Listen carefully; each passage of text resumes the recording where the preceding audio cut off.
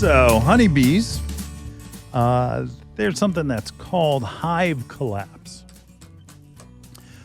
And it's kind of like insecticides have been blamed for some of it. Like New Jersey and I think Pennsylvania and New York have all lost an insecticide called imidacloprid, where they took it off the market. Actually had somebody calling yesterday who had issues with a tree, and the way it was used was a drench, but it's off the market because it had a neurotoxic effect on bees if you sprayed the bees. The problem is none of the directions for this insecticide, it was never a spray. It was a drench, or it was something that was put onto the ground. Regardless, it's no longer available, and I would probably imagine that as we get through the rest of the country, it's not going to be available. So that was originally thought of that it was the hive collapse was being caused by neonicotinoid insecticide. So we'll see. We'll see what happens. You think about a hive, a honeybee hive. There's a queen, and the queen is everything, lays the eggs, and that it's the drones, okay?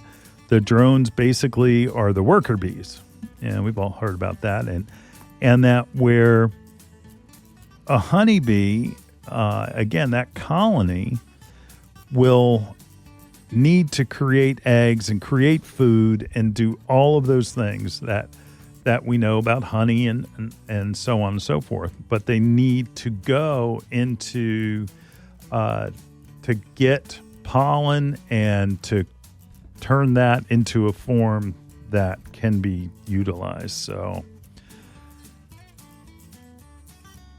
hive collapse, there is some, if you've been lucky enough to see any documentaries about bees and such, you'll see where a hive is moving and they follow the queen, or a new queen is created because the queen dies. It's an interesting process, and you should look it up because it's fascinating to see.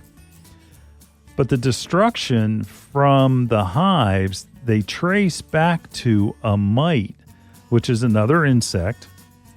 And it's considered the most serious of all of the detriments to all of the hives.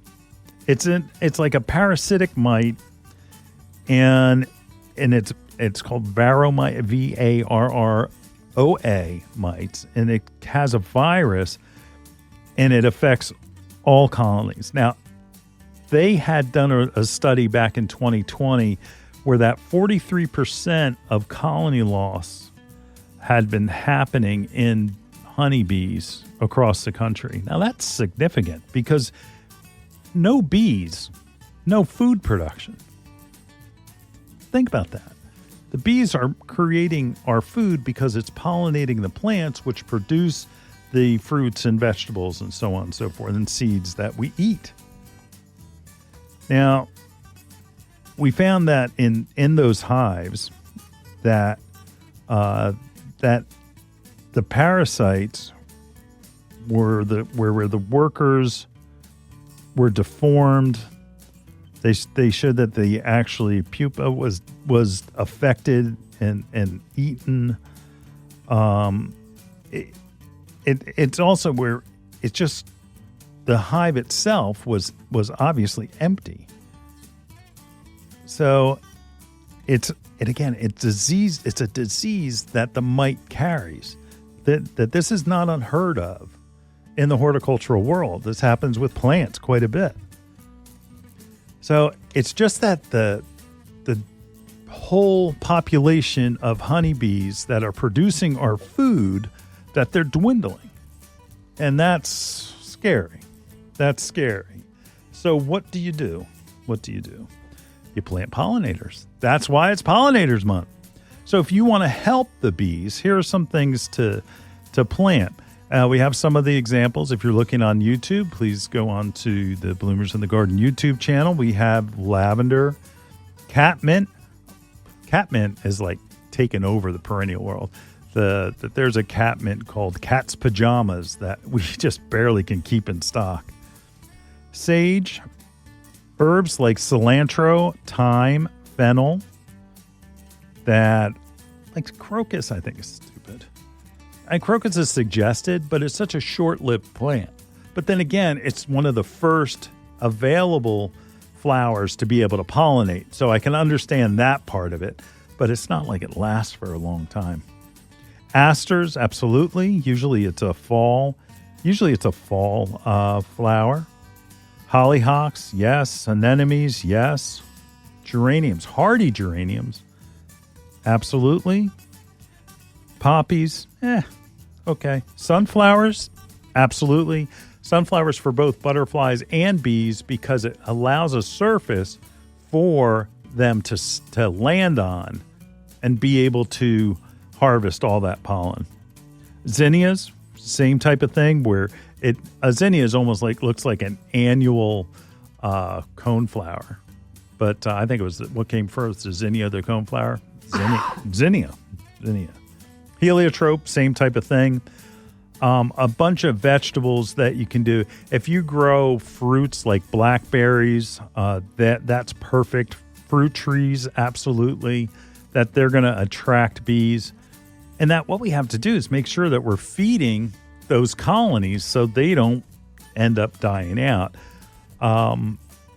Again, be careful when you're spraying insecticides, even organic insecticides. We're going to talk a little bit more about this in the later show, but I can't say enough to spray your insecticides at night or just before dark.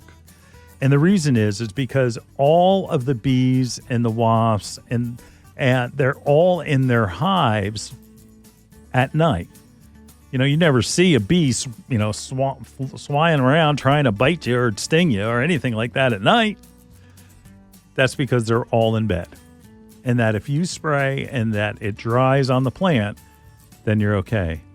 But we have to talk about caterpillars, but that's another segment. So again, just make sure you're spraying at night. It's important that we are planting for honeybees because they need so much help and they need to strengthen their hives. So if you've got questions about pollinators in any way, I want you to call the hotline. That's 609-685-1880. And that will help you work through it because it can be confusing. Like what insecticide can you use? Generally, if you have that insecticide dry, there was a study that was done where they had used a systemic insecticide on clover, and where the clover flowers bloomed, that it wasn't transferred pollen, the insecticide to the pollen. So again, it's more that your time that you're doing it, and this is for bees. We're not talking about caterpillars, but for bees, that you're not, as long as it's dry, that most of them are okay. But if you look on the back, like most of the organics or the safe insecticides, supposedly, bees are going to be listed.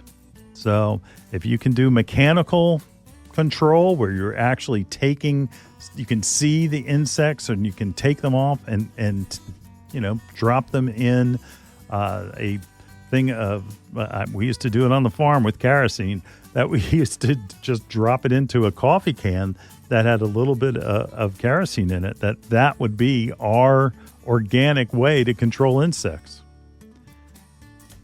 Something to think about. It's a deeper conversation than this show is going to have. But if you want to have it one-on-one, call that hotline. That's 609-685-1880.